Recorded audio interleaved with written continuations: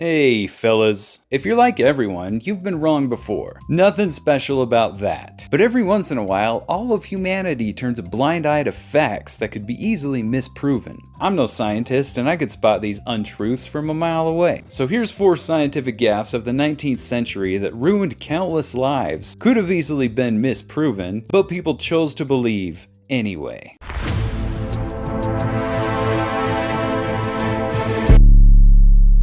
Okay, first up, milk transfusions. Now it's kinda obvious that things of the same color are gonna be the same thing, right? A crab and a tomato?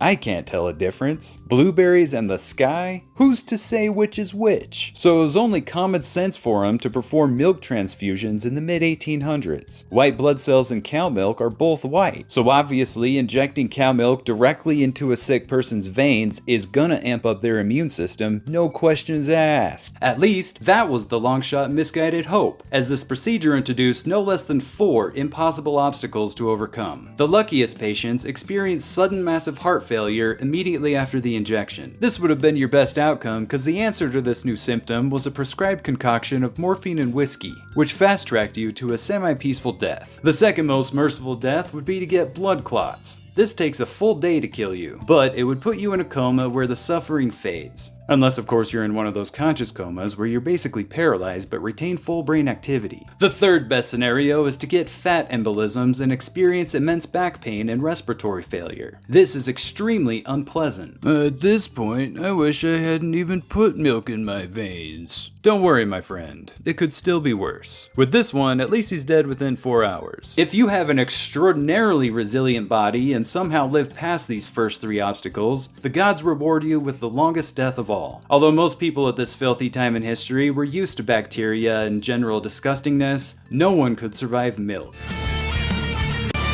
The antithesis of sterile, being pumped directly into their veins. Bacterial infection would take over, and you'd get to spend the next fortnight with a terrible fever and total body pain, until the septic shock finally drops your blood pressure to the point of no return. With an unpromising 0% survival rate, these procedures lasted but 3 decades in the mid-1800s. Next up, we got phrenology. We all know that if you work out like a boss, you're gonna get yoked. So this idea was that the brain is made of like 24 different muscles that control stuff like secretiveness, philoprogenitiveness, and adhesiveness. Wait, what? And the muscles you work out most will grow enough to deform your skull when you're young, thereby allowing one to study your head shape and learn all about you. So, lie a lot, and this part of your brain will be like, Phoop.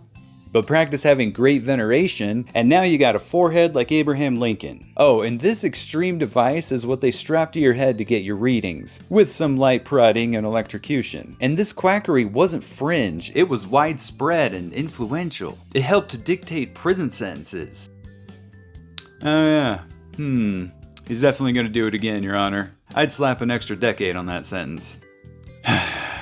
He's not wrong, Your Honor. People also treated phrenologists like their own personal Cupid. They even had a special school for kids. Worst thing that could happen to you was horse around and get a goose egg. I'm glad you brought him to us, Janet. I can see he needs to work on benevolence. Don't worry, we'll beat his head smooth. What? You heard me. But really, whoever came up with this idea deserves a ribbon, cause you couldn't construct a more perfect tool to construe things for your own agenda. Doc, what's wrong with me? Seems you got a bad case of the selfishitis. Only known cure is to be more charitable. I don't know what I'd do without you. The theory finally fell apart in the 1840s because they couldn't agree on there being 27 or 40 brain muscles. Nor could they actually see them when they finally decided to peer into a cadaver skull. Turns out stuff like women's brains being smaller was just a result of simple ratios, once they discovered that women were overall smaller than men. Maternal impression. This is the idea that pregnant women who think bad thoughts will give her baby congenital defects. Hot dang! Picture the stress that puts on an expectant mother. You're already dealing with morning sickness, hormone imbalance, the 7-pound life form itself growing inside your body, and then doctors tell you that if you're not Buddha level Zen, your precious cargo will come out a disfigured beast. Me. For 9 months, you'd be more anxious than a priest in a playground. And even worse, the pressure after birth, when your kid just happens to be born with 3 arms and blind.